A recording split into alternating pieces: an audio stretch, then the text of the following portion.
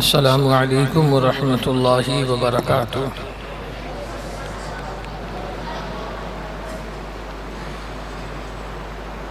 الحمد للہ رب العالمین والصلاة والسلام علی سید الانبیاء والمرسلین طیبین الطاہرین وابنہ الغوث العظم جیلانی وخواجہ اعظم اجمیری اجمعین، اما بعد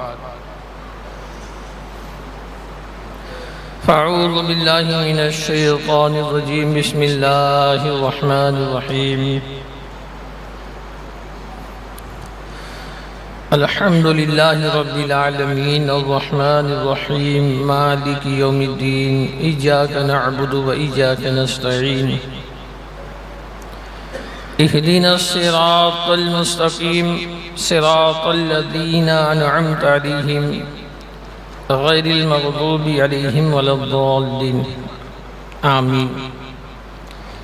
صدق اللہ العظیم وصدق رسول النبی الکریم ونحن علی ذلک لمن الشاہدین والشاکرین والحمد للہ رب العالمین۔ درود پاک پڑھی، اللہم صلی علی سیدنا و مولانا محمد معدن الجود والکرم وعلی آلہ واصحابہ وبارک وسلم، صلاۃ و سلام علیک یا رسول اللہ، یا رسول اللہ انظر حالنا، یا حبیب اللہ اسمع قالنا، اننی فی بحر حم مغرق خذ یدی ساحل لنا اشکالنا، بکار خیش حیرانم اگسنی یا رسول اللہ، پریشانم پریشانم اگسنی یا رسول اللہ، شہاب کس نوازی کن طبیبا، چارہ سازی کن مریض درد سیانم اگسنی یا رسول اللہ، یا رسول اللہ غم ہو گئے بے شمار آقا، بندہ تیرے نثار آقا، بگڑا جاتا ہے کھیل میرا آقا، آقا سوار آقا، مجدار میں آکے ناؤ پھنسی ہے دیہات کے ہو جاؤں پار آقا، ٹوٹی جاتی ہے پیٹھ میری للہ یہ بوجھ اتار آقا، ہلکا ہے اگر ہمارا پلہ بھاری ہے تیرا وقار آقا، مجبور ہوں میں تو فکر کیا ہے تم کو تو ہے اختیار آقا، یا رسول اللہ ایک طرف آدائے دی ایک طرف ہے ہاتھ سے دی، بندہ ہے تنہا شاہ تم پہ کروڑوں درود، گرنے کہوں روک لو گوتا لگے ہاتھ دو، ایسے کو ایسی عطا تم پہ کروڑوں درود، کام وہ لے لیجئے تم کو جو راضی کرے، ٹھیک ہو نام رضا تم پہ کروڑوں درود،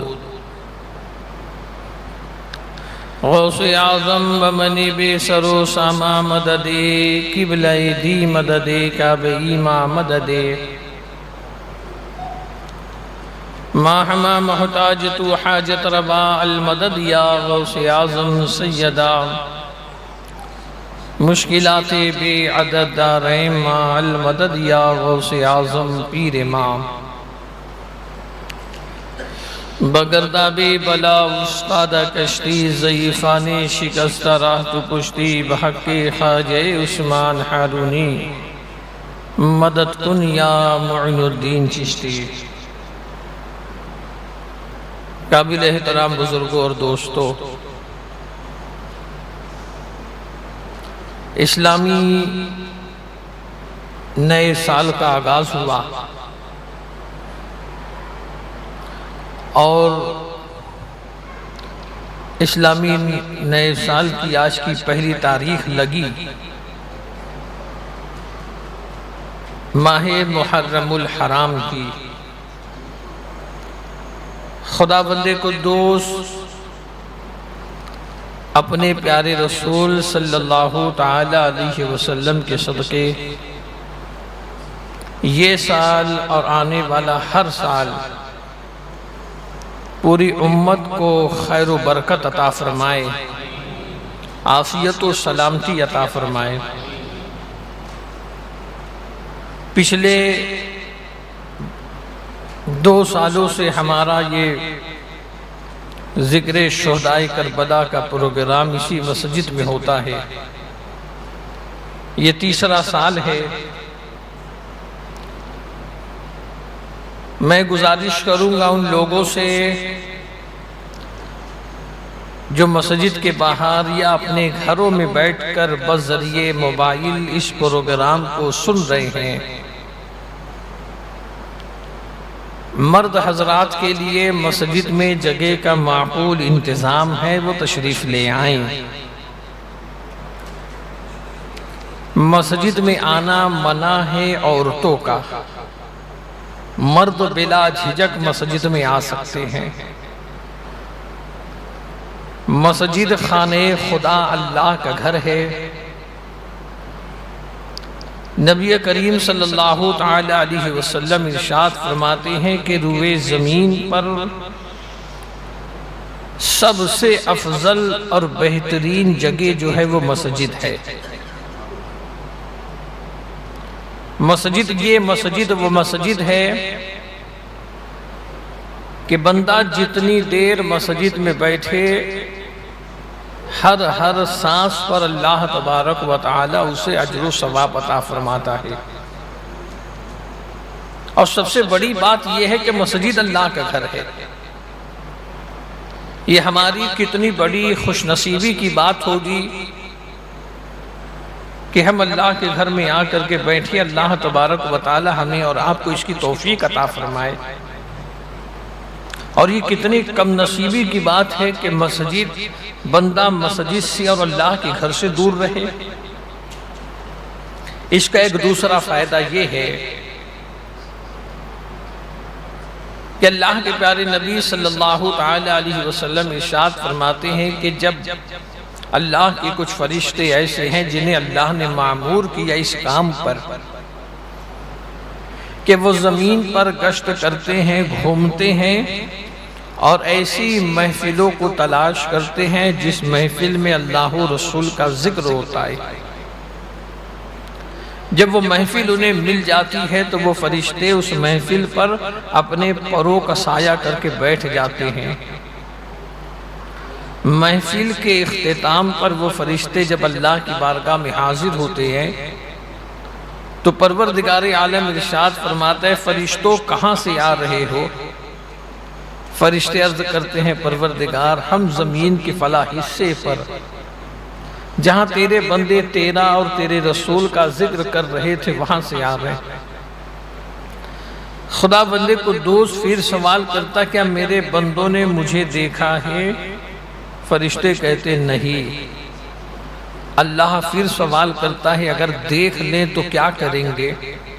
فرشتے عرض کرتے، مولا وہ اور زیادہ تیرا ذکر کریں گے۔ اللہ رب العزت پوچھتا ہے، کیا ان لوگوں نے کسی چیز کی طلب کی مجھ سے؟ فرشتے عرض کرتے ہیں، پروردگار وہ تجھ سے جنت کی طلب کر رہے تھے۔ اللہ رب العزت فرماتا ہے، کیا ان لوگوں نے جنت کو دیکھا ہے؟ عرض کرتے نہیں، اگر دیکھ لیں تو اور زیادہ وہ جنت کی طلب اور جستجو کریں۔ پھر پروردگار عالم ارشاد فرماتا ہے کہ وہ کسی چیز سے پناہ مانگ رہے تھے۔ فرشتے عرض کرتے، پروردگار وہ جہنم کے عذاب سے پناہ مانگ رہے تھے۔ خدا بندے کو دوست فرماتا، کیا ان لوگوں نے جہنم کو دیکھا ہے؟ عرض کرتے نہیں، اگر دیکھ لیں تو اور زیادہ وہ جہنم سے تیری پناہ مانگے۔ اللہ رب العزت فرماتا ہے، میرے فرشتوں گواہ رہنا، مجھے میرے عزت و جلال کی قسم اس محفل میں جتنے مسلمان ایمان والے تھے ہم نے سب کے گناہوں کو معاف کر دیا۔ ہم نے سب کی مغفرت کر دی۔ یہ برکت ہے محفل کی کہ جب بندہ محفل میں آ کر کے بیٹھتا ہے تو اللہ تبارک و تعالی اسے یہ انعام عطا فرماتا ہے۔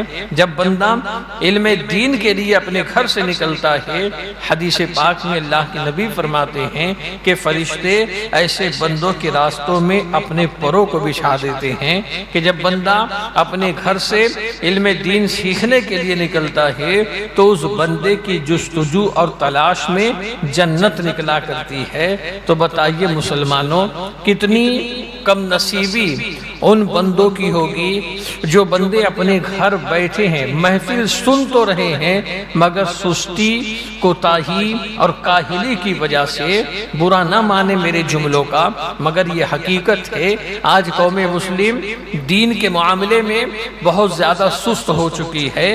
آج قوم مسلم دین سیکھنے کے معاملے میں بہت زیادہ کاہل ہو چکی ہے۔ وہ قرآن اللہ کی عظیم ترین کتاب جس کو اللہ تبارک و تعالی نے قلب مصطفیٰ کے اوپر نازل کیا، وہ قرآن جو انسانی ہدایت کے لیے آئی، وہ قرآن جس میں اللہ تبارک و تعالی نے ہر شے کا واضح بیان فرما دیا، وہ قرآن جس کو دیکھو تو اللہ نیکیاں عطا فرمائے، وہ قرآن جس کو چھو لو تو اللہ تبارک و تعالی اجر و ثواب عطا فرمائے، وہ قرآن جسے تم چوم لو تو اللہ تبارک و تعالی اس پہ نیکیاں عطا فرمائے۔ اللہ کے پیارے رسول فرماتے ہیں کہ جب بندہ قرآن کی تلاوت کرتا ہے تو اللہ تبارک و تعالی اسے ہر حرف کے بدلے 10 نیکیاں عطا فرماتا ہے۔ میرے آقا فرماتے ہیں ہر حرف کے بدلے اسے نیکیاں عطا فرماتا ہے۔ اللہ کے نبی فرماتے ہیں الف لام میم، میں یہ نہیں کہتا کہ یہ ایک حرف ہے، الف ایک حرف ہے، لام ایک حرف ہے اور میم ایک حرف ہے۔ جو الف لام میم کی تلاوت کرے اللہ تبارک و تعالی اسے 30 نیکیاں عطا فرماتا ہے۔ یہ قرآن ہے جس کے تعلق سے مولا کائنات باب مدینۃ العلم فاتح خیبر فرماتے ہیں کہ اے بندے، جب تیرا دل چاہے خدا سے بات کرنا تو قرآن کی تلاوت شروع کر دے۔ قرآن پڑھنے والا ایسا جیسے وہ اپنے رب سے محو کلام ہے، اپنے رب سے گفتگو کرنے والا ہے۔ مگر اتنے افسوس کی بات ہے آج قوم مسلم میں مسلمانوں کی اکثریت ایسی ہے جو قرآن پڑھنا نہیں جانتی ہے، جو قرآن کو سمجھنے کی کوشش نہیں کرتی ہے کہ اللہ نے قرآن کے اندر ہدایت کو رکھا ہے۔ ہدی للناس، اس میں لوگوں کے لیے ہدایت ہے، ہدی للمتقین اور اس میں متقیوں کے لیے ہدایت ہے۔ قرآن کتنی عظیم ترین کتاب ہے جانتے ہو آپ کہ اللہ تبارک و تعالی نے قرآن کے 30 پاروں میں، قرآن کے 30 پاروں کے اندر ہر خشک و تر کو بیان کر دیا ہے۔ دنیا کا کوئی علم ایسا نہیں جو قرآن سے باہر ہو، ہر علم کو اللہ نے قرآن کے اندر جمع کر دیا۔ ہماری زبوحالی اور پریشانی کی اصل اور بنیادی وجہ یہ ہے آج ہم نے قرآن سے اپنے رشتے کو توڑ دیا ہے۔ ہم قرآن کو فقط تلاوت کرتے ہیں سال ثواب کے لیے، ہم قرآن کو تلاوت کرتے ہیں فقط تیجا 40واں اور برسی کے لیے، ہم قرآن کو پڑھتے ہیں اپنے گھروں کے اندر فقط اس لیے کہ گھروں کے اندر خیر و برکت ہو، جبکہ قرآن کو پڑھا جائے اللہ کو راضی کرنے کے لیے، اس کی عبادت اور خوشنودی کے لیے پڑھنی چاہیے۔ آپ دیکھیں مسلمانوں، اللہ کے نبی صلی اللہ علیہ وسلم نے جو فرمایا، اللہ کے نبی علیہ السلام فرماتے ہیں اے لوگوں، میں تم میں 2 چیزیں چھوڑے جا رہا ہوں، ایک قرآن ہے اور ایک میری اہل بیت ہے، ان کے دامن کو تم مضبوطی سے تھامی رہنا۔ یعنی تمہارے ایک ہاتھ میں اگر قرآن ہو تو ایک ہاتھ میں اہل بیت کا دامن ہونا چاہیے۔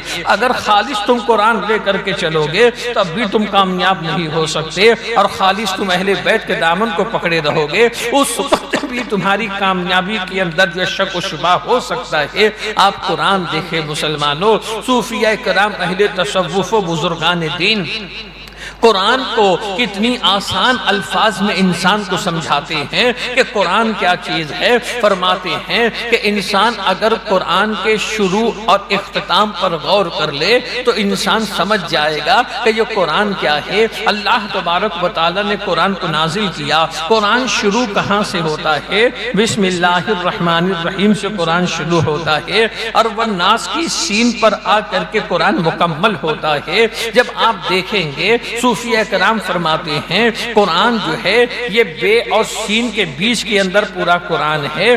بے سے شروع ہو کے سین پہ قرآن مکمل ہوا ہے۔ جب بے اور سین کو آپ ملاؤ گے تو ہوتا ہے بس، اور اسی کو جب الٹا کر دو گے تو ہوتا ہے سب۔ مطلب یہ کہ اللہ تبارک و تعالی بے سے شروع کر کے سین پہ قرآن کو مکمل کر کے اپنے بندوں کو ذہن دیتا ہے بس قرآن تمہارے لیے سب ہے۔ اگر تم قرآن کے اوپر عمل کرنے لگو یہ تمہیں دنیا میں بھی کامیابی دے گا، یہ تمہارے مرنے کے بعد بھی تمہیں کامیابی دے گا، یہ میزان پہ بھی تمہارے ساتھ رہنے والا، یہ پل صراط پہ بھی تمہارے ساتھ رہنے والا، حتیٰ کہ جب تک تم جنت میں داخل نہ ہو جاؤ یہ قرآن تمہاری دوستی اور تمہارا ساتھ چھوڑے گا نہیں۔ مگر افسوس کی بات ہے مسلمانوں، آج مسلمان علوم قرآن سے ناآشنا ہے، آج مسلمان علوم قرآن کو جانتا نہیں ہے کہ اللہ نے قرآن میں کن کن باتوں کا ہمیں اور آپ کو حکم دیا ہے۔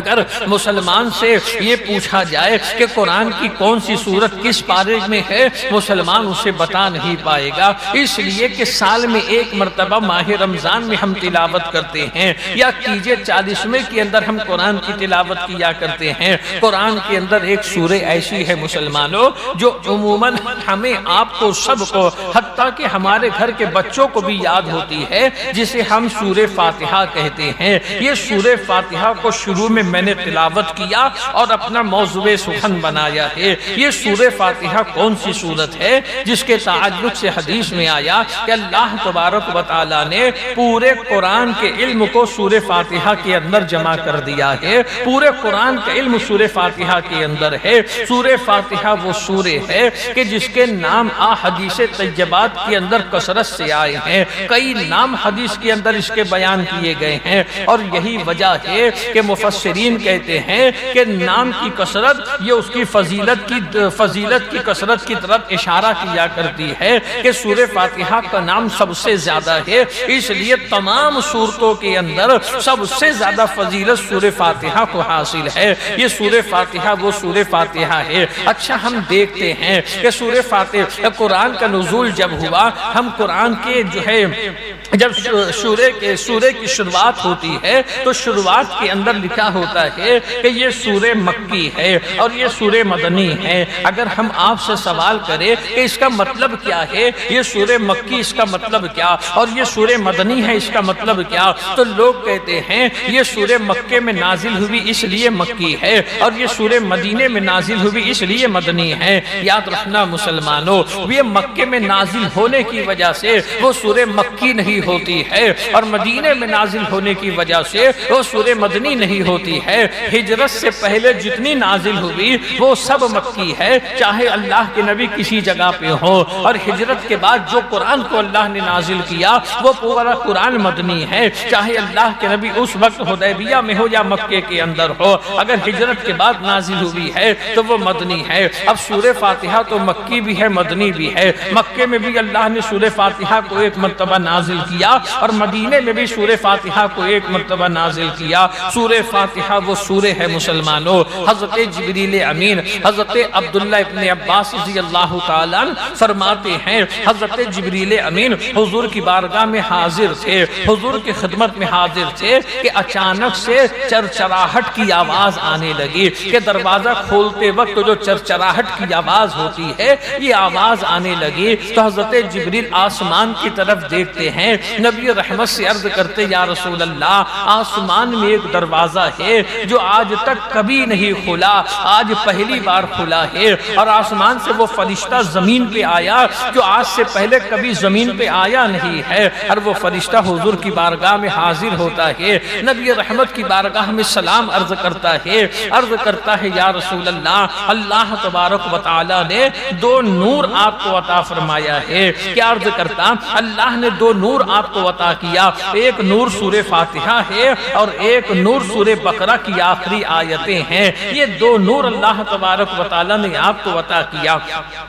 نبی رحمت صلی اللہ تعالی علیہ وسلم فرماتے ہیں کہ سورہ فاتحہ کے مثل نہ توریت کے اندر کوئی سورہ ہے، نہ زبور کے اندر کوئی سورہ ہے، نہ انجیل کے اندر کوئی سورہ ہے۔ اللہ کے نبی صلی اللہ تعالی علیہ وسلم نے اپنے اصحاب کو، اپنے صحابہ کو سورہ فاتحہ کی فضیلتیں بیان فرمائے۔ نبی رحمت فرماتے ہیں سورہ فاتحہ یہ ام القرآن ہے، سورہ فاتحہ یہ ام الکتاب ہے، سورہ فاتحہ یہ سورہ شفا ہے، سورہ فاتحہ یہ سورہ سبع مثانی ہے، سورہ فاتحہ سورہ وافیہ بھی ہے، سورہ کافیہ بھی ہے، اور سورہ فاتحہ سورہ دعا بھی ہے۔ اب سورہ فاتحہ کو سورہ سبع مثانی کیوں کہا جاتا ہے؟ اس لیے سورہ فاتحہ کو سورہ سبع مثانی کہا جاتا ہے کہ دو مرتبہ اللہ نے اس کو نازل کیا۔ ایک وجہ تو یہ، ایک وجہ اس کی یہ کہ سورہ فاتحہ کو بار بار پڑھا جاتا ہے، ہر رکعت کے اندر پڑھا جاتا ہے۔ ہم 4 رکعت والی نماز پڑھتے ہیں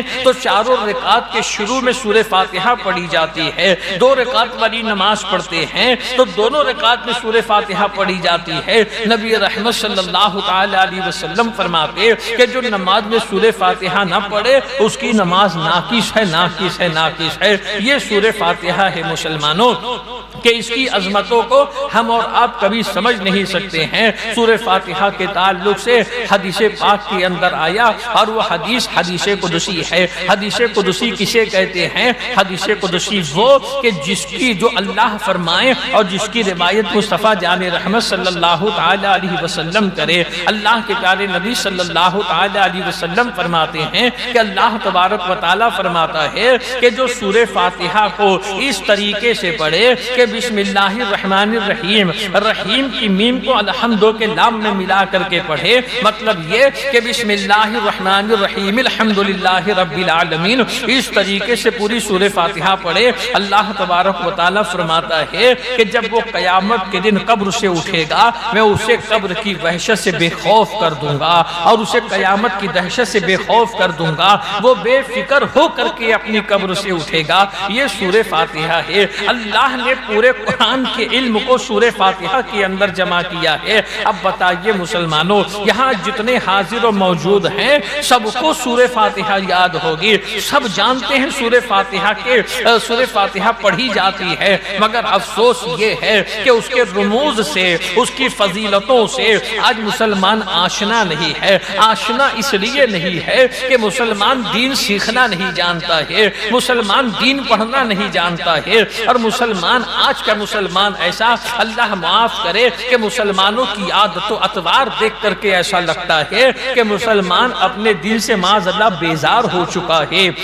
مسلمان آج دین سے بھاگتا ہوا نظر آ رہا ہے۔ سورہ فاتحہ سورہ دعا بھی ہے، سورہ فاتحہ سورہ شفا بھی ہے، کہ اگر کسی مریض کو ڈاکٹر اچھا نہ کر سکے، اچھا انسان تو اللہ کے حکم سے ہوتا ہے، اس لیے کہ ڈاکٹر میں شفا نہیں ہے، اللہ تبارک و تعالیٰ کے حکم سے شفا ملا کرتی ہے۔ تو اگر کسی ڈاکٹر کی دوا سے مریض شفا یاب ہو نہ پائے تو اس مریض کو اگر سورہ فاتحہ پڑھ کے دم کیا جائے اللہ اسے شفا عطا فرما دیتا ہے۔ حضرت ابو سعید خدری کی روایت ہے، ایک قافلہ جا رہا تھا، قافلہ ایک جگہ پڑاؤ کرتا ہے، ایک بچی بھاگتی ہوئی آئی، آ کر کے کہا تم مسلمان ہو، تم میں کوئی دم کرنا جانتا ہو تو چلے، ہمارے سردار تو بچھو نے کاٹ لیا ہے۔ غالباً حضرت ابو سعید خدری گئے یا ان لوگوں میں سے کوئی ایک صحابی گئے، انہوں نے کچھ پڑھ کے دم کیا، وہ شفا یاب ہو گیا۔ جب وہ شفا یاب ہوا تو اس نے بہت سی بکریاں بطور تحفہ دے دی، وہ بکریاں لے کر کے آئے، مگر اب یہ کہ دم کر کے یہ بکری ملی ہے تو اس کا کھانا جائز ہے جائز نہیں ہے۔ رسول اللہ کی بارگاہ میں معاملہ پیش ہوا، اللہ کے نبی نے سوال کیا تو عرض کیا یا رسول اللہ میں نے ام القرآن پڑھ کے دم کیا تھا، میں نے سورہ فاتحہ پڑھ کے دم کیا۔ اللہ کے نبی فرماتے ہیں ان بکریوں کو بانٹو آپس میں اور اس میں میرا بھی حصہ لگا لینا۔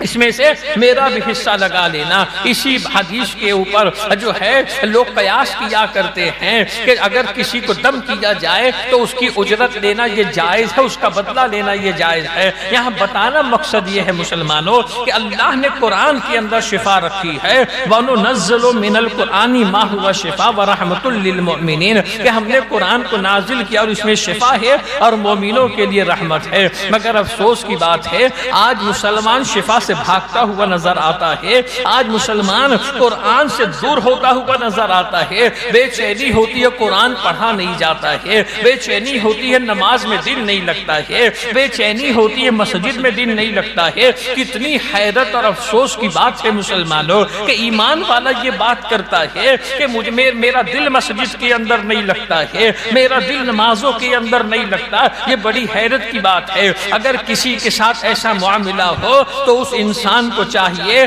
وہ اپنے آپ کا محاسبہ کرے، اپنے ایمان کا محاسبہ کرے کہ آخر مجھ سے ایسی کیا غلطی ہوئی کہ نماز میں اور خانے خدا کے اندر میرا دل نہیں لگتا ہے۔ آپ جانتے ہیں مسلمانوں محبت کسے کہتے ہیں؟ محبت کا مطلب کیا ہے؟ لوگ کہتے رسول سے بڑی محبت ہے، لوگ کہتے اللہ سے بڑی محبت ہے، لوگ کہتے ہیں میں تو اللہ سے محبت کرنے والا، رسول سے محبت کرنے والا، مگر اذان کے الفاظ اس کے کانوں سے ٹکراتے ہیں، کانوں پہ جوئی نہیں رینگتی اور اللہ سے محبت کرتا ہے، رسول اللہ کی سنتوں کو دین و رات چھوڑتا ہے اور رسول اللہ سے محبت کرتا ہے۔ ایک بزرگ سے اللہ کے ایک ولی سے سوال ہوا کہ محبت کا مطلب کیا ہے؟ تو بڑا پیارا جواب انہوں نے دیا، ارشاد فرماتے ہیں نرم بستر پر ایک دم اطمینان اور سکون کی نیند بندہ سوتا ہو اور اس کے کانوں کے اندر اذان کی آواز چلی آئے تو اللہ کی محبت میں وہ بستر چھوڑ دے، اسی کا نام محبت ہے۔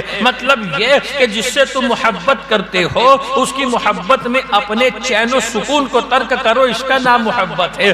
آج مسلمان اللہ سے محبت کرتا ہے، اللہ کے لیے وہ مسلمان نمازوں کی پابندی نہیں کر سکتا ہے۔ آج مسلمان اللہ سے محبت کرتا ہے، وہ اللہ کی محبت میں جو ہے اپنے نفس کا تزکیہ نہیں کرتا ہے۔ میں عرض یہ کر رہا تھا مسلمانوں کہ اگر مسجد میں دل نہیں لگتا، اگر اللہ کی عبادت میں دل نہیں لگتا تو مسلمان کو چاہیے وہ اپنے ایمان کا محاسبہ کر لے، اپنے گریبان میں منہ ڈال کر کے دیکھے آخر بات کیا ہے کہ اللہ کے گھر میں میرا دل کیوں نہیں لگتا ہے، جبکہ قرآن یہ کہتا ہے الا بذکر اللہ تطمئن القلوب کہ تیرے دل کا چین، تیرے دل کا سکون یہ اللہ کی یاد کے اندر ہے۔ اللہ یہ کہے کہ تیرے دل کا چین، تیرے دل کا سکون اللہ کی یاد میں ہے تو مجھے سکون مسجد میں کیوں نہیں ملتا ہے، میرا دل تلاوت میں کیوں نہیں لگتا ہے، میرا دل نماز میں کیوں نہیں لگتا ہے۔ جب بندہ اپنے ایمان کا محاسبہ کرے گا تو وہ اس نتیجے پہ پہنچے گا۔ اب وہ نتیجہ کیا ہے جانتے ہو؟ وہ نتیجہ یہ ہے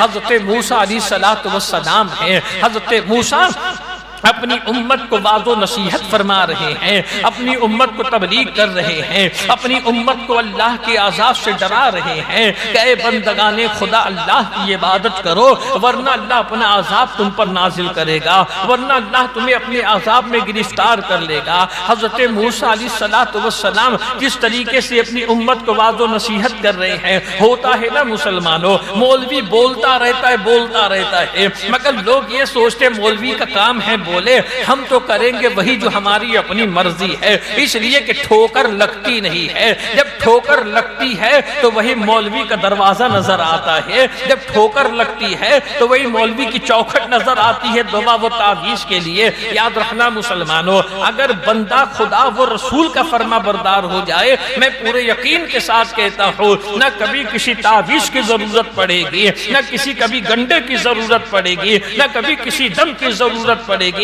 اگر بندہ اللہ و رسول کا فرما بردار ہوگا۔ حضرت موسیٰ اپنی قوم کو ڈرا رہے تھے، ایک بندہ کھڑا ہوا، اس نے کہا یہ اللہ کے نبی موسیٰ تم کہتے ہو کہ فرما برداری کرو ورنہ اللہ اپنا عذاب بھیجے گا، تم کہتے ہو اطاعت کرو ورنہ اللہ اپنا عذاب بھیجے گا، میں بہت نافرمان ہوں، میں بہت گناہ کرنے والا ہوں، مگر جیسے جیسے میں نافرمانی کرتا ہوں میری نعمت تو بڑھتی چلی جا رہی ہے، میرا کاروبار بڑھ رہا ہے، میرے مویشی بڑھتے چلے جا رہے ہیں، ہے، میری اولادیں بڑھ رہی ہے، میری جگہ زمین بڑھ رہی ہے، دن بدن میں دولت مند ہوتا جا رہا ہو، تو یہ اللہ تبارک و تعالیٰ یہ تو مجھ سے ناراض نہیں ہے۔ اب ظاہر سی بات ہے نا مسلمانوں، اگر تم کسی کو کچھ دو گے تو محبت میں دو گے، جب تم کسی کو دو گے تو خوش ہو کر کے دو گے، جس سے تم نفرت کرتے ہو، جس سے تم ناراض ہو، اس کو کچھ دینے والے نہیں۔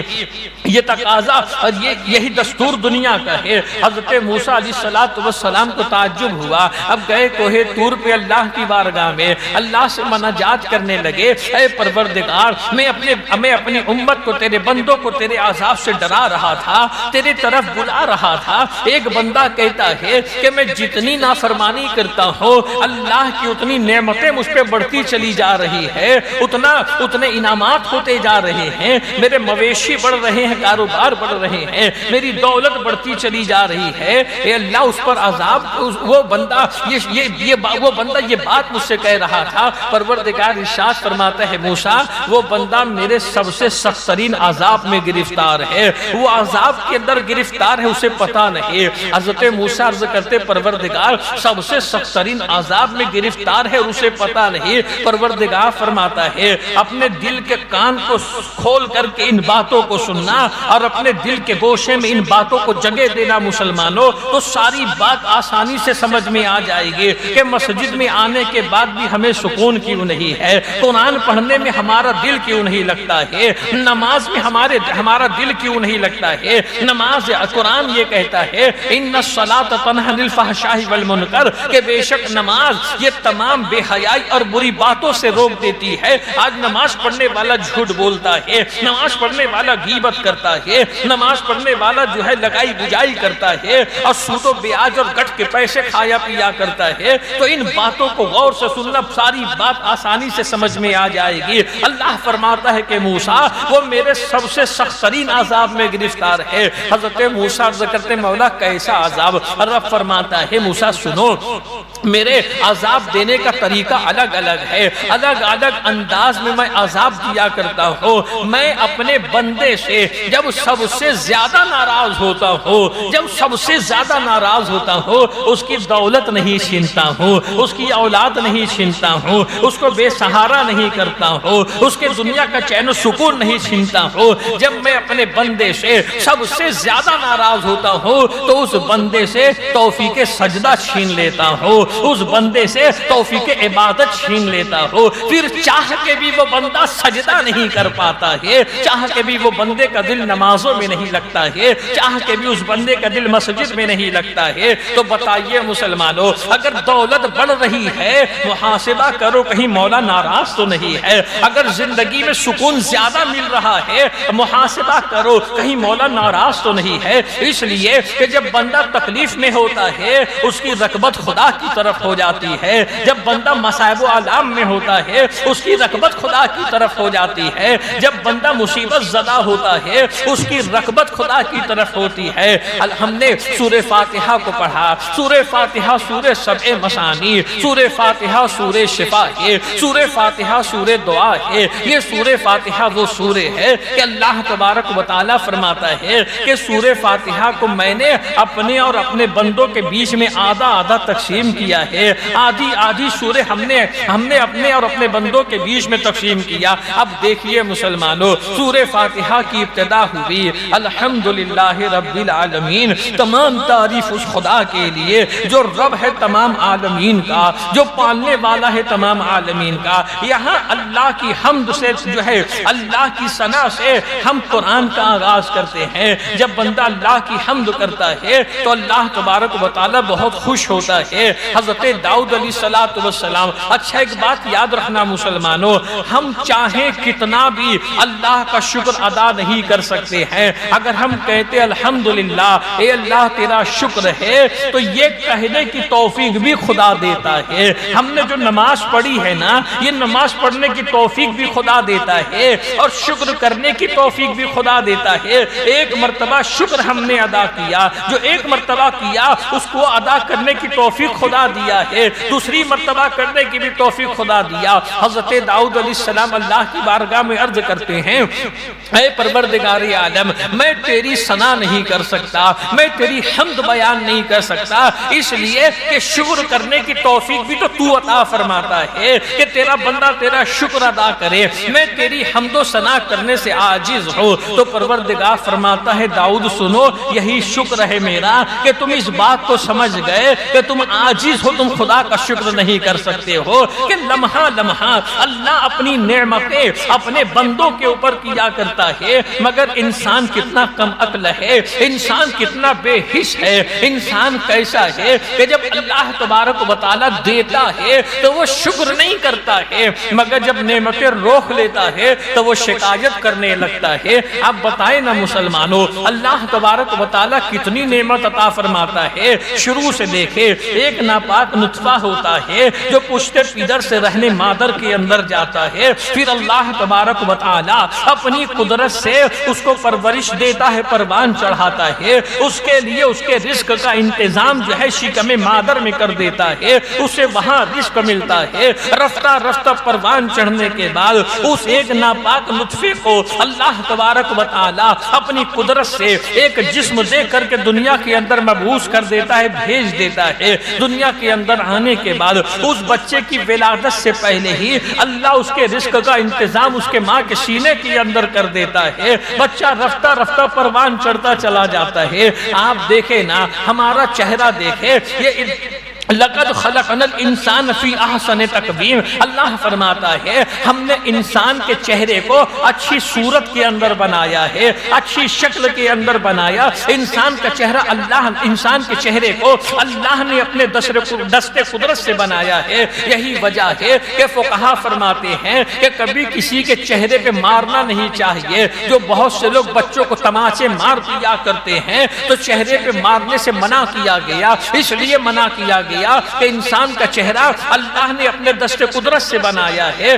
تو آپ دیکھیں مسلمانوں، اللہ کی تخلیق کو دیکھو، اللہ کی جو ہے کارسازی کو دیکھو کہ کتنے احسن انداز میں اس نے انسان کو پیدا کیا۔ جب سے دنیا بنی اب تک کے، اور اب سے لے کے قیامت تک کے، نہ معلوم کتنے انسان اس دنیا کے اندر ہے، مگر ہر انسان کا چہرہ ایک دوسرے سے الگ الگ ہے۔ جوڑوا بھی پیدا ہوتے ہیں تو دونوں کے چہروں کے اندر کچھ نہ کچھ فرق ہوا کرتا ہے۔ اللہ کی قدرت کو دیکھو مسلمانوں، ایک چہرہ ہے، چہرے کے اوپر دو آنکھ اس نے رکھی ہے، ایک ناک ہے، دو کان ہے۔ اب ذرا غور کرے مسلمانوں کہ اللہ تبارک و تعالی کتنا بڑا کارساز ہے، اور کتنا بڑا جو ہے تخلیق کائنات ہے، کہ انسان کو کتنی اچھی صورت کے اندر پیدا کیا۔ اب اگر انسان کے دو آنکھ نہ ہوتی، فقط ایک آنکھ اس کی پیشانی کے اوپر ہوتی، وہ انسان کتنا بھدا نظر آتا۔ اگر انسان کے ناک نہ ہوتی، ناک ایک دم سیدھی ہوتی، اور اس کے چہرے کے اوپر ناک کی جگہ ایئرپورٹ ہوتا، تو وہ انسان کتنا بھدا نظر آتا۔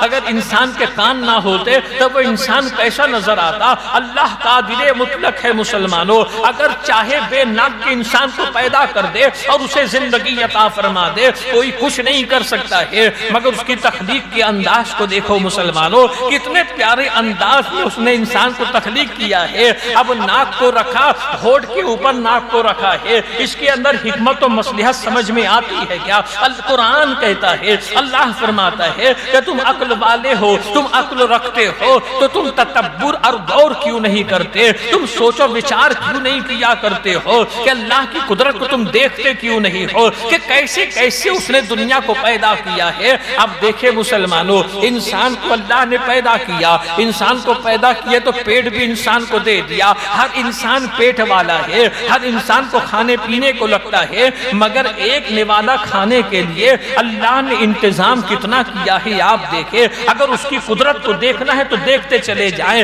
ایک نوالا انسان کو کھانے کے لیے اس نے اللہ نے کتنا انتظام کیا ہے۔ آپ کو ہاتھ دیا، دو ہاتھ ہے، اور ایک ہاتھ کے اندر 5 انگلی ہے۔ اب انگلی سے آپ کو نوالا بنانا ہے، انگلیوں کی ترتیب کو آپ دیکھ لیں، اپنے پنجے کے اوپر اوپر غور کرو، اللہ کی قدرت کے اوپر رشک کرو گے اور اللہ کی قدرت سمجھ میں آ جائے گی۔ اللہ کتنی عظیم ترین قدرت والا ہے، اس نے انسان کی انگلی کو چھوٹی بڑی بنایا ہے، انگوٹھا سب سے چھوٹا ہوتا ہے، اس کے بعد شہادت کی انگلی ہوتی ہے، شہادت کی انگلی کے بعد ایک بیچ والی انگلی ہوتی ہے جو ہر انگلی سے بڑی ہوتی ہے، اس کے بعد ایک انگلی ہوتی ہے جو چھوٹی ہوتی ہے، پھر ایک کانی انگلی ہوتی ہے۔ اور جب انسان نوالا بناتا ہے تو آسانی کے ساتھ نوالا بناتا ہے، اس کا انگوٹھا نوالے کے نیچے ہوتا ہے، انگوٹھے سے وہ نوالے کو اپنے منہ میں ڈال دیا کرتا ہے۔ بالفرض آپ سوچیں مسلمانوں، اگر انسان کے ہاتھ کے اندر یہ 5 انگلی ہے اور 5 انگلی برابر ہو جائے تو انسان کھانا نہیں کھا پائے گا، انسان نوالا نہیں بنا پائے گا۔ اللہ کتنی عظیم قدرت والا ہے، تمام تعریف حمد و ثنا اللہ کی ذات کے لیے ہے جس نے اتنے احسن انداز میں انسان کو پیدا کیا، اچھا ہاتھ دیا ہے، اب کھانا تمہارے سامنے ہے، تم چھو کر کے دیکھ لیتے ہو گرم ہے کہ ٹھنڈا ہے، اللہ نے آنکھ عطا فرمائی ہے، تم دیکھ لیتے ہو برجانی ہے ٹکا ہے کہ کیا ہے، اللہ نے ناک عطا فرمائی ہے، سونگھ لیتے ہو کہ یہ تازہ ہے کہ باسی ہے، اور اس کے بعد نوالا بنا کر کے جب اپنے منہ میں ڈالتے ہو تو زبان بتا دیتی ہے تیز ہے پھیکا ہے کہ کڑوا ہے۔ اتنا انتظام ہوا تمہارے ایک نوالے کے لیے ہوا ہے، ایک نوالے کے لیے اللہ نے اتنا انتظام کے ساتھ تمہیں پیدا کیا ہے۔ تمام تعریف اس خدا کے لیے ہے جو پالنے والا ہے ساری کائنات کا، جو پالن ہار ہے ساری کائنات کا۔ تو بتاؤ مسلمانوں، یہ تو ایک چیز میں نے آپ لوگوں کے سامنے پیش کی ہے، تو کیا کما حق کہو انسان اللہ کی حمد کر سکتا ہے؟ کیا کما حق کہو انسان اس کی تعریف و توصیف کو بیان کر سکتا ہے؟ کبھی نہیں کر سکتا ہے، کبھی اس کی تعریف کو نہیں کر سکتا۔ اللہ فرماتا ہے الحمدللہ رب العالمین، تمام تعریف اللہ کے لیے ہے جو رب ہے، اس رب ہے سارے جہان کا، جو پالنے والا ہے سارے جہان کا۔ جب یہ آیت کریمہ نازل ہوئی اس کے بعد ہی اللہ نے فرمایا الرحمن الرحیم، جو رحمان الرحیم ہے، اس کی رحمان الرحیم کی جب یہ آیت نازل ہوئی، بعض مفسرین کا کہنا یہ ہے کہ جیسے ہی الحمدللہ رب العالمین کی آیت نازل ہوئی تو مسلمانوں کے دل کے اندر خوف پیدا ہو گیا کہ تمام تعریف اللہ کے لیے، وہ رب تمام عالمین کا ہے، ہم اس کی عبادت کیسے کریں گے؟ ہم کما حق اس کی عبادت نہیں کر سکتے، ہم اس کو راضی کیسے کریں گے؟ ہم کما حق اس کو راضی نہیں کر سکتے۔ تو اللہ تبارک و تعالی نے تسکین نازل کیا الرحمن الرحیم، کہ وہ رحمان بھی اور رحیم بھی ہے۔ رحمان کا مطلب کیا کہ جب بندہ، رحیم کا مطلب یہ کہ جب بندہ مانگتا ہے تو اللہ عطا فرماتا ہے، اور جب بندہ نہیں مانگتا ہے تو اللہ تبارک و تعالی ناراض ہو جاتا ہے کہ میرا بندہ ہو کر کے یہ مجھ سے دعا نہیں کرتا ہے۔ پھر ہم کہتے ہیں مالک یوم الدین، کہ قیامت کے دن کا مالک ہے۔ پوری سورہ کو آپ غور سے پڑھتے چلے جائیں کہ اللہ نے پورے قرآن کے علم کو کس طریقے سے سورہ فاتحہ کے اندر جمع کیا ہے، اور کس طریقے سے سورہ فاتحہ کے اندر اللہ نے جمع کیا، اور دعا کا ایک طریقہ بتا دیا۔ دعا کیا چیز ہے؟ سیدھے کیوں نہیں بیٹھتے تم لوگ؟ درود پاک پڑھیں، اللہم صلی علی سیدنا و مولانا محمد معدن الجود والکرم وعلی آلہ واصحابہ وبارک وسلم۔ تو اللہ تبارک و تعالی نے سورہ فاتحہ کے اندر اپنے بندوں کو دعا کا طریقہ بتایا ہے۔ لوگ کہتے ہیں نا کہ مجھ کو، میرے لیے دعا کرنا، دوسروں سے دعا کی گزارش کرنا، یہ نبی کریم صلی اللہ علیہ وسلم کی سنت ہے۔ حضرت فاروق اعظم جب حج کے لیے تشریف لے جا رہے تھے تو اللہ کے نبی صلی اللہ علیہ وسلم نے حضرت فاروق اعظم سے کہا تھا عمر اپنی دعاؤں میں مجھ کو بھی یاد رکھنا، اپنی دعاؤں میں مجھ کو بھی یاد رکھنا۔ اور ہر سنی کی دعا میں سب سے پہلے رسول اللہ کا ذکر ہوتا ہے۔ ہم یہی کہتے ہیں نا، اس میں محمد کی برکت سے عطا فرما، ذات رسول کے صدقے عطا فرما۔ تو دعا ایک ایسی چیز ہے مسلمانوں کہ دعا سے انسان کو مایوس کبھی نہیں ہونا چاہیے۔ لا تقنطوا من رحمت اللہ، اللہ کی رحمت سے کبھی مایوس نہیں ہونا چاہیے۔ دعا ایک ایسی چیز ہے مسلمانوں، اب دعا صلاح المؤمنین، دعا مومنوں کا کا ہتھیار ہے۔ الدعاء مغز العبادات، دعا عبادت کا مغز ہے۔ اللہ تبارک و تعالیٰ نے دعا کا طریقہ اور دعا کا شعور دیا ہے کہ کس طریقے سے تمہیں دعا مانگنی ہے اللہ کی بارگاہ میں، اور کس طریقے سے اپنی حاجتیں اللہ کے حضور رکھنی ہے کہ پہلے تم اللہ کی حمد کرو، الحمدللہ رب العالمین، تمام تعریف میرے اللہ تیرے لیے ہے کہ تو تمام عالمین کا پالنے والا ہے، تو رحمان ہے، تو رحیم ہے، مالک یوم الدین، اور تو قیامت کے دن کا مالک ہے۔ اچھا یہاں پہ ایک بات اور عرض کرتا ہوا چلو، آیت کی جو ہے آیت کی ترتیب کو آپ دیکھیں، اللہ نے پہلے اپنی تعریف کو بیان کیا، پھر فرمایا کہ اللہ رحمان بھی ہے، رحیم بھی ہے، پھر فرمایا مالک یوم الدین، وہ قیامت کے دن کا مالک ہے، وہ حساب لینے والے دن کا مالک ہے۔ اب یہاں پہ ایک جگہ آیت رحمت کو بیان کیا، اور دوسری ہی آیت میں اللہ تبارک و تعالیٰ نے یہ بتا دیا کہ اللہ قیامت کے دن کا مالک ہے، حساب لینے والے دن کا مالک ہے۔ اب یہاں پہ بات کیا ہے؟ یہاں پہ دراصل بات یہ ہے کہ انسان جو ہے نا، انسان یہ بہت جلدی امیدیں بہت زیادہ پال لیتا ہے، اور انسان جو ہے نا کسی کے ساتھ جب رحم کا سلوک کیا جاتا ہے تب وہ رحم کے سلوک کو لے کر کے جو ہے وہ اپنی حدوں کو پار کر دیتا ہے۔ اللہ تبارک و تعالیٰ نے فرمایا الرحمن الرحیم، اللہ کی رحمت لا محدود ہے، اس کا فضل لا محدود ہے۔ اب کہیں ایسا نہ ہو کہ انسان اس کی رحمت کو دیکھ کر کے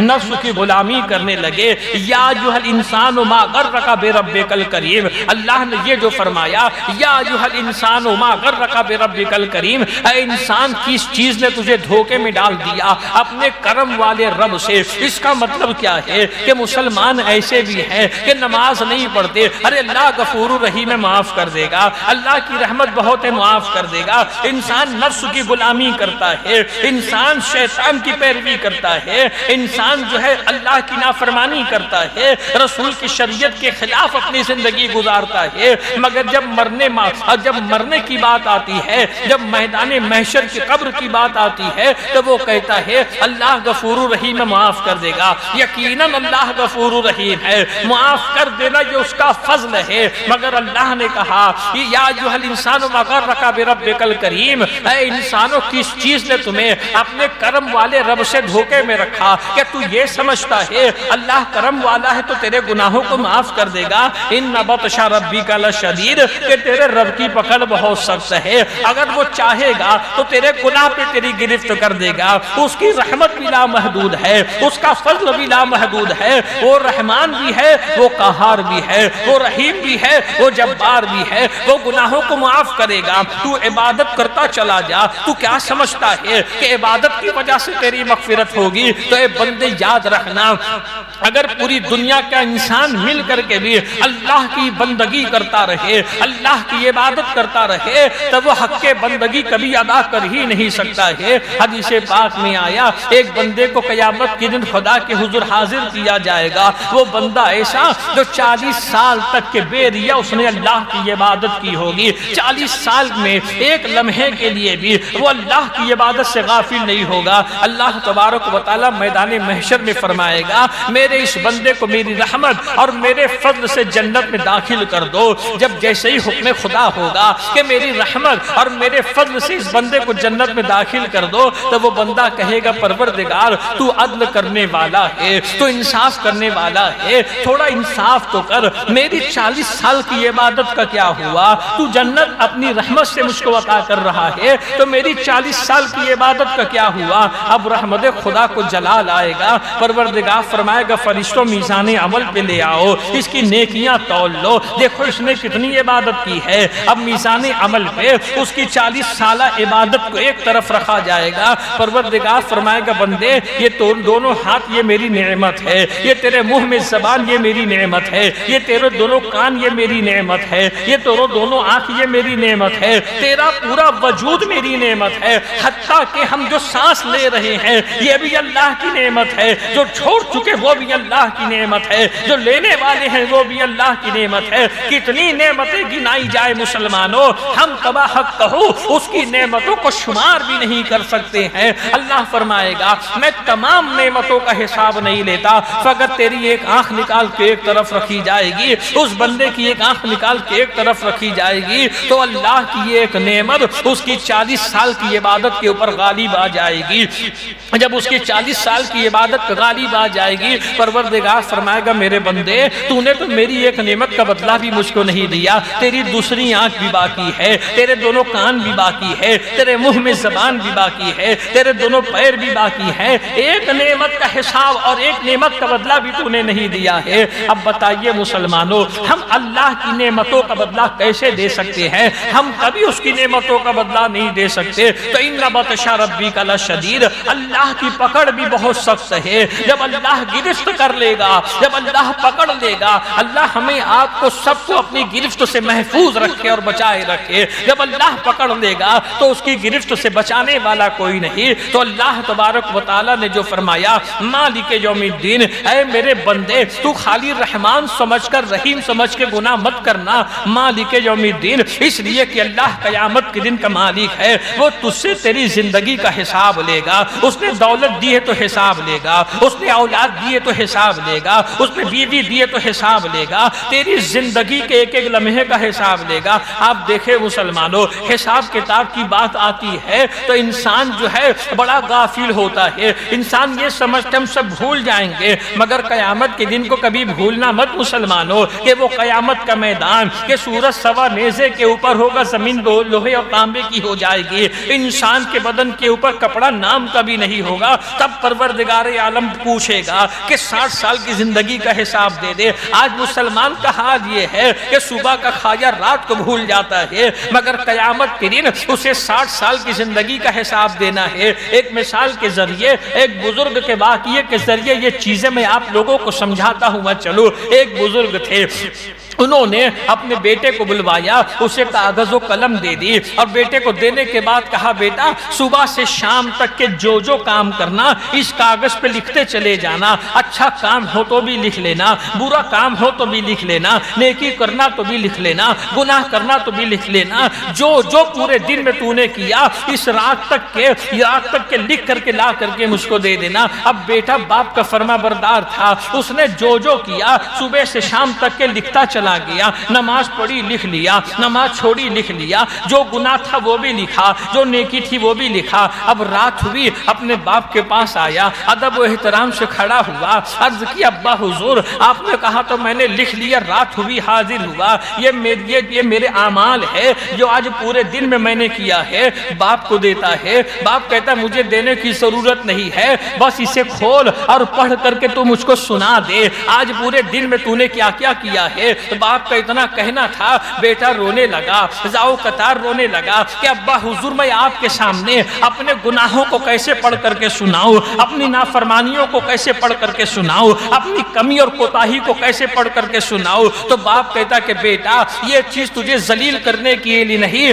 بلکہ تربیت کے لیے میں نے کیا ہے کہ جب تو ایک دن کے گناہ اپنے باپ کے سامنے پڑھ کر کے نہیں سنا سکتا ہے تو کل قیامت کے دن اللہ کے حضور تجھ کو اپنی پوری زندگی کے گناہ پڑھ کر کے سنانا ہے۔ اللہ جو ہی فیصلہ نہیں کر دے گا، تم کو تمہارا نام اعمال دے دے گا، تم سے کہے گا پڑھ کر کے سنا تو نے کیا کیا ہے، اقرا کتابک کی اپنا نام اعمال پڑھ کر کے سنا۔ اللہ تبارک و تعالی تمہارا نام اعمال تمہارے منہ سے سنے گا۔ اب تم کہو گے میں تو اردو میڈیم سے پڑھا ہی نہیں ہوں، مجھے تو مراٹھی آتی ہی نہیں، میں تو عربی جانتا ہی نہیں ہوں، میں تو یہ نہیں جانتا وہ نہیں جانتا۔ تو یاد رکھنا مسلمانوں، اس دنیا کے اندر جتنے انسان ہیں چاہے اس کی زبان کچھ بھی ہو، مرنے کے بعد ہر انسان کی زبان عربی ہو جانے والی ہے، مرنے کے بعد ہر انسان عربی ہی بولنے والا ہے، چاہے وہ انگریزی بولنے والا ہو، چاہے وہ انگریز ہو، چاہے وہ مراٹھی ہو، چاہے کچھ بھی ہو،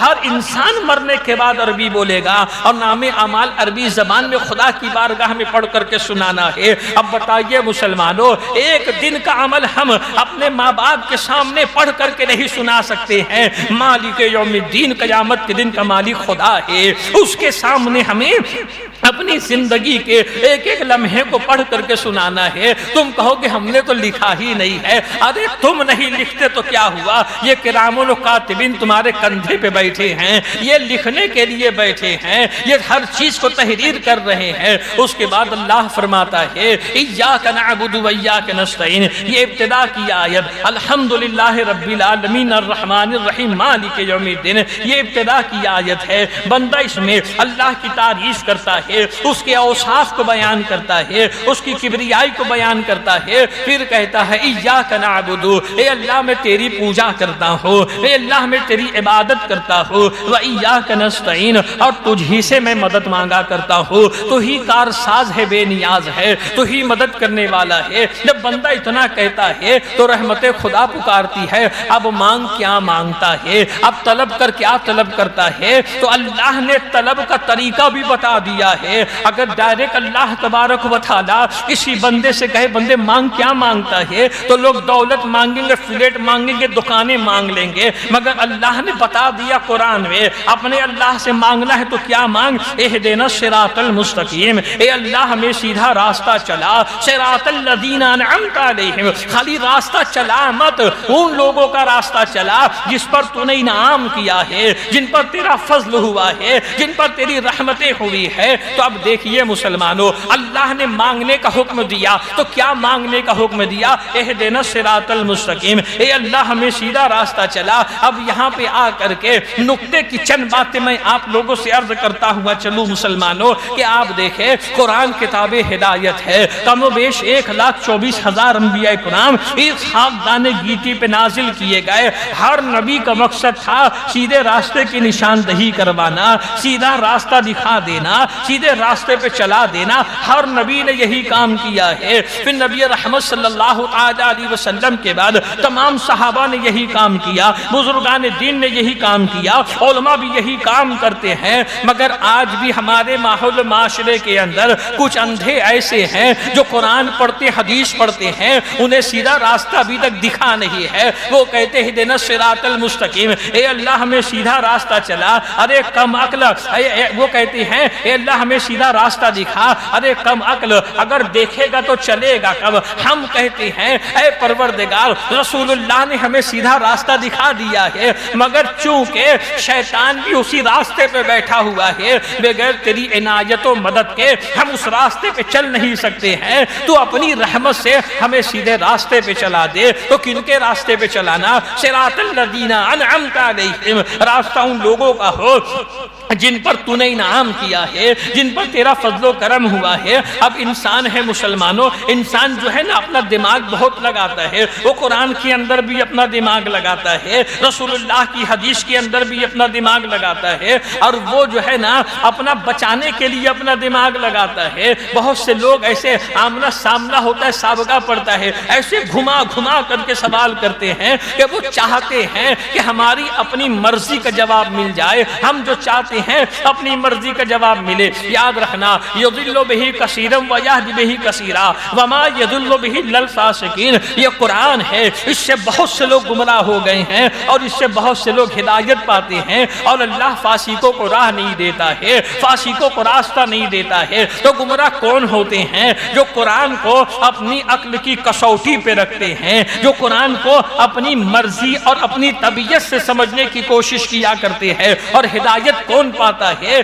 جو قرآن کو قرآن سے سمجھتا ہے، جو قرآن کو رسول اللہ کی زندگی سے سمجھتا ہے، جو قرآن کو اقوال صحابہ سے سمجھا کرتا ہے، وہ ہدایت پاتا ہے۔ تو ہم کہتے ہیں پروردگار تو اپنی عنایت و نصرت سے ہمیں سیدھے راستے پہ چلا، ان لوگوں کے راستے پہ چلانا جن پر تو نے انعام کیا ہے، جو تیرے مقبول و کامیاب بندے ہیں۔ پھر بندہ عرض کرتا ہے پروردگار اب تو ہی یہ بتا دے کہ تیرے کامیاب بندے کون ہیں، کن لوگوں پر تو نے انعام کیا ہے، کن پر تیرا فضل کرم ہوا ہے۔ تو اللہ تعالیٰ قرآن میں فرماتا ہے انعم اللہ من النبیین والصدیقین والشہداء والصالحین وحسن اولئک رفیقا، کہ اللہ کا انعام جو ہوا ہے وہ انبیاء کی جماعت پر، وہ صدیقین شہداء و صالحین کی جماعت پر ہوا ہے، وحسن اولئک رفیقا، یہ کیا ہی بہترین دوست ہیں، تم ان سے دوستی کر لو۔ دیکھو اس کے پہلے بھی میں نے عرض کیا تھا کہ قرآن کتاب ہدایت ہے، قرآن کے اندر اللہ نے ہدایت کو نازل کیا ہے، قرآن کو مضبوطی سے تھامے رہو گے تم دنیا میں بھی ہدایت پاؤ گے، فلاح پاؤ گے، اور کامیاب قیامت کے دن میں بھی تم فلاح پاؤ گے، کامیاب ہو جاؤ گے۔ تو اللہ تبارک و تعالیٰ نے قرآن میں کہا ہے کہ انبیاء کی جماعت پر، صدیقین، شہداء و صالحین کی جماعت پر اللہ نے انعام کیا ہے۔ پھر آگے کہا وَحَسُنَ أُولَئِكَ رَفِيقًا، یہ بہترین دوست ہیں، تم ان کے دامن کو پکڑے رہو، ان کی دوستی میں رہو، تم ان کے دوست رہو گے، دنیا میں بھی کامیاب رہو گے، مرنے کے بعد بھی کامیاب ہو جاؤ گے۔ مگر آج دنیا کا جو دستور ہے نا مسلمانوں، دنیا کا انسان دوستی کس کی پسند کرتا ہے؟ جو چائے پانی کرا دے وہ دوست بہت اچھا ہے، جو تمہاری مصیبت میں کام آ جائے وہ دوست بہت اچھا ہے۔ آج مسلمان دوستی کرتا ہے عہدہ دیکھ کے، منصب دیکھ کر کے، آج مسلمان دوستی کرتا ہے گاڑی گھوڑا دیکھ کر کے، دولت دیکھ کر کے۔ مگر یاد رکھنا مسلمانوں، یہ دنیا کے سارے دوست دنیا میں رہ جانے والے ہیں، انسان کا ایک دوست ہے، اس کی دولت ہے۔ حدیث میں آیا آدمی مرا وہ دوستی چھوڑ دیتا ہے، چاہے صحیح آدمی مرا دولت کی دوستی ختم ہو جاتی ہے۔ دوسرا دوست وہ ہے جن کے ساتھ تم چائے پانی کیا کرتے ہو، پوری رات بیٹھے رہتے ہو، جن کی وجہ سے تم نمازوں کو ترک کر دیتے ہو، اور جن کی وجہ سے اللہ و رسول کی نافرمانی کرتے ہو، یہ قبر تک تمہارے ساتھ آئیں گے، کہیں گے منہا خلقناکم وفیہا نعیدکم ومنہا نخرجکم تارۃ اخری، وہاں تمہارے وہ دوست کی دوستی ختم ہو جائے گی۔ مگر حدیث میں آیا سرکار فرماتے ہیں ایک دوست ایسا ہے جو تمہارے ساتھ قبر میں رہنے والا ہے، جو تمہارے ساتھ میزان پہ رہنے والا ہے، جو تمہارے ساتھ پل صراط پہ رہنے والا ہے، جو تمہیں اپنے ساتھ جنت میں لے کے جانے والا ہے، وہ تمہارے نیک اعمال ہے، وہ تمہاری نیکیاں ہیں۔ دنیا میں رہ کر کے تم جو نیکیاں کرو گے یہ تمہارے ساتھ قبر میں بھی اپنی دوستی نبھانے والے ہیں، حتیٰ کہ جنت تک ساتھ میں جانے والے ہیں۔ یاد رکھنا مسلمانوں، تمہارا حقیقت میں دوست وہی ہے جو تمہیں اللہ و رسول کی طرف بلاتا ہو، جو تمہیں نیکیوں کی طرف بلاتا ہو، وہ تمہاری آخرت کو سدھارنا چاہتا ہو، وہ تمہاری عاقبت بنانا چاہتا ہو۔ حضرت مولا کائنات ہے، اس روایت کو کئی مرتبہ میں نے بیان کیا ہے، حضرت مولا کائنات ہے، باب مدینۃ العلم ہے، ایک مرتبہ قبرستان میں جاتے ہیں اور قبر والوں کو سلام کرتے ہیں، السلام علیکم یا اہل القبور، اے قبر والوں تم پر سلامتی ہو۔ تو قبر سے سلام کا جواب آتا ہے، اور قبر سے جب جواب آتا ہے تو حضرت مولا کائنات پوچھتے ہیں اے قبر والوں بتاؤ کیسی گزر رہی ہے، کیسے حالات ہیں تمہارے قبر کے اندر؟ تو قبر والے کہتے علی کیا بتائیں، جو مال و دولت دنیا میں چھوڑا ہے اس کا حساب ہمیں قبر میں دینا پڑ رہا ہے، وہ دولت ہمارے کچھ کام کی نہیں، دنیا میں چھوڑ کر کے ہم آ گئے ہیں، آج اس کا حساب قبر میں ہمیں دینا پڑ رہا ہے۔ آپ دیکھیں نا انسان کتنا عجیب ہے، کتنا عجیب انسان ہے۔ انسان کو فکر اس بات کی ہوتی ہے کہ میں مر جاؤں گا تو میرے بچوں کا کیا ہوگا، وہ یہ کبھی نہیں سوچتا میں مر جاؤں گا تو قبر میں میرا کیا ہوگا۔ جس طریقے سے تو پلا تیرے بچے بھی پل جائیں گے، تو اس بات کی فکر کیوں نہیں کرتا کہ قبر میرا انجام کیا ہونے والا ہے، قبر میں میرا حشر کیا ہونے والا ہے؟ مولا علی نے پوچھا کیسی گزر رہی ہے؟ کہا بڑی سختیاں ہیں، جو مال دنیا میں چھوڑا ہے اس کا حساب آج قبر میں دینا پڑ رہا ہے۔ پھر قبر والوں نے پوچھا علی تم بتاؤ ہمارے گھر والوں کا کیا حال ہے، ہمارے بیوی بچوں کا کیا حال ہے، ہمارے دوست احباب کا کیا حال ہے؟ مولا علی فرماتے ہیں تمہاری بیواؤں نے دوسرا نکاح کر لیا ہے، تمہارے دوستوں نے دوسری دوستی کر لی ہے، جہاں تم بیٹھتے تھے آج وہاں کوئی اور بیٹھ رہا ہے۔ معلوم کیا ہوا مسلمانوں کہ یہ دنیا ایک دھوکہ ہے، یہ دنیا ایک دھواں ہے، کبھی نہ کبھی تو یہ دھواں ختم ہوگا، اور یہ دنیا ہمیشہ دھوکہ دیتی ہے۔ تو ہمارے لیے آپ کے لیے ضرورت اس بات کی ہے کہ ہم اس دنیا کی تیاری کریں جس دنیا کی طرف ہمیں لوٹ کر کے جانا ہے، اس آخرت کی تیاری کرے، اس زندگی کی تیاری کرے کہ وہ زندگی جو مرنے کے بعد اللہ تعالی ہمیں دے گا۔ خلق الموت والحیات لیبلوکم ایکم احسن عملا، کہ ہم نے موت و زندگی کو اس لیے بنایا ہے ہم دیکھیں عمل کے اعتبار سے کون زیادہ نیکیاں لے کر کے آتا ہے، کون زیادہ پارسائی لے کر کے آتا ہے، کس کے نام اعمال میں نیکیاں زیادہ ہے۔ تو اے مسلمانوں میری گزارش یہ ہے کہ اپنی آخرت کی فکر کرو، اپنی آخرت کو بناؤ۔ اس میں کرنا کیا ہے، تمہیں صوفی سنت نہیں بننا ہے، گھر بار کو چھوڑ کے جنگلات میں نہیں جانا ہے، تمہیں جو ہے ٹوپی اور مصلی لے کر کے گھومنا نہیں ہے، 5 وقت کی نماز کو اس کے وقت پر ادا کرنا ہے، مال حرام سے اپنے آپ کو بچانا ہے، سنت رسول اللہ کے مطابق کھانا کھانا ہے، پانی پینا ہے، اور اپنے اڑوس پڑوس کا خیال اسی طریقے سے رکھنا ہے جس طریقے سے اللہ رسول نے رکھنے کا حکم دیا ہے، اور اس طریقے سے سنت رسول اللہ کے مطابق اگر تم اپنی زندگی گزارو گے تو پوری زندگی ایک ایک لمحہ تمہارا عبادت کے اندر شمار کیا جائے گا، اور اسی کے اندر کامیابی ہے، اسی کے اندر کامیابی ہے۔ عہد کرو مسلمانوں اس بات کا کہ ہم اپنی زندگی رسول کائنات صلی اللہ تعالی علیہ وسلم کے طریقے کے مطابق گزاریں گے، اسی کے اندر کامیابی ہے۔ دیکھو لوگ کہتے ہیں زندگی اور موت کا بھروسہ نہیں ہے، لوگ یہ کہتے ہیں، دونوں چیز کو ملا کر کے بولتے ہیں، زندگی اور موت کا بھروسہ نہیں ہے۔ ایسا نہیں ہے مسلمانوں، بھروسہ زندگی کا نہیں ہے، موت تو یقینی ہے۔ یہاں جتنے بیٹھے سب کو مرنا، کتنے لوگ آب حیات پی کے آئے؟ ہاتھ اٹھاؤ۔ آب حیات کوئی نہیں پیا، آب حیات کا وجود ہی نہیں ہے۔ نزہۃ القاری شرح بخاری کے اندر ایک قول ہے کہ آب حیات، مگر فقط وہ قول ہے۔ کل نفس ذائقۃ الموت، ہر جاندار چیز کو موت آنی ہے، ہر جاندار چیز کو موت آنی ہے۔ تو موت تو یقینی ہے، زندگی کا بھروسہ نہیں ہے کہ کس گلی کے اندر زندگی کی شام ہو جائے۔ خدا کرے ہماری زندگی کا چراغ مدینے میں بجھے۔ تو جب زندگی کا بھروسہ نہیں ہے، یہ زندگی کا چراغ کبھی بھی گل ہو سکتا ہے۔ آگاہ اپنی موت سے کوئی بشر نہیں، سامان 100 برس کا ہے، پل کی خبر نہیں۔ عالی شان گھر بنواتا ہے انسان کہ 2 سال کے بعد میں اپنے اس مکان میں جاؤں گا رہنے کے لیے، مگر 2 سال کے بعد وہ اس مکان میں نہیں، وہ قبرستان میں چلا جاتا ہے۔ کیوں؟ کہ موت کا علم نہیں ہے، موت یقینی ہے، زندگی کا بھروسہ نہیں ہے۔ ہوئے نامور بے نشاں کیسے کیسے، زمیں کھا گئی نوجوان کیسے کیسے، اٹھے کھٹے نوجوان، لہیم شہیم نوجوان مرے زمین کے اندر برابر ہو جاتے ہیں۔ تو مسلمانوں موت یقینی ہے، زندگی کا بھروسہ نہیں۔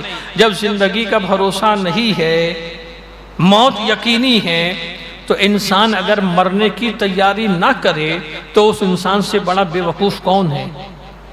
اس انسان سے بڑا بے وقوف کوئی ہے؟ تم کام دھندہ کرو، کاروبار کرو، دکانداری کرو، نوکری کرو، ملازمت کرو، رزق حلال کماؤ جیسا اللہ رسول نے حکم دیا ہے، مگر نماز کو نماز کے وقت پڑھو، روزانہ تلاوت کرو، گرچہ 1 رکوع پڑھو قرآن کی، مگر پڑھو۔ اپنی بات کے لہجے کو سدھارو، اپنی ذات سے، اپنی عادت و اطوار سے، اپنے اخلاق و کردار سے کبھی کسی انسان کو تکلیف مت دو۔ یہ ہماری نجات کا ذریعہ اور نجات کا سبب بن سکتا ہے۔ آج کی ہماری یہ پہلی مجلس تھی جو اللہ اس کے رسول کے فضل و کرم سے پوری ہوئی۔ اب 10 مجلس اور باقی ہے۔ کل محرم کی پہلی تاریخ ہوگی، انشاءاللہ مسلسل یہ سلسلہ چلتا رہے گا۔ میں آپ لوگوں سے مؤدبانہ گزارش کروں گا کہ آپ لوگ تھوڑا جلدی تشریف لیں۔ آج کا چونکہ پہلا دن بھی تھا، آپ لوگ تھوڑا جلدی تشریف لے آئیں تاکہ 10 بجے تک کے تقریر شروع کر دی جائے۔ 10 بجے سے 11 بجے تک کے 1 گھنٹہ، 1.25 گھنٹہ جتنی طاقت ہوگی، تاکہ زیادہ سے زیادہ پیغام آپ لوگوں تک کے پہنچایا جائے، جلدی شروع ہو جلدی ختم ہو جائے، تاکہ آپ بھی جا کر کے آرام کریں اور فجر کی نماز پڑھنے آ جائیں۔ زیادہ لمبا پروگرام چلا کر کے کوئی مطلب نہیں ہے۔ تو یہ میری مؤدبانہ گزارش ہے، 10 دن ذکر شہدائے کربلا سننے کے لیے اپنے وقت کی قربانی دو۔